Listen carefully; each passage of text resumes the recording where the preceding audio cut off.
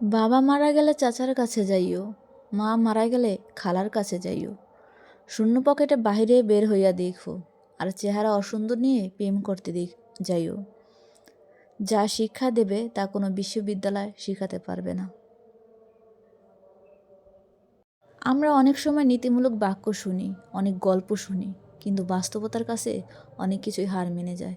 শূন্য পকেটে যেরকম কেউ পাশে থাকতে চায় না, তেমন বাবা মা না থাকলে কেউ সেরকমভাবে মূল্যায়ন করতে চায় না। তাই বাবা মার পাশে সব সময় থাকা এবং সময়ের কাজ সময়ে করার চেষ্টা করা উচিত। আমরা যেন সবাই এই বুঝতে পারি। আল্লাহ আমাদের সেই তৌফিক দান করুক।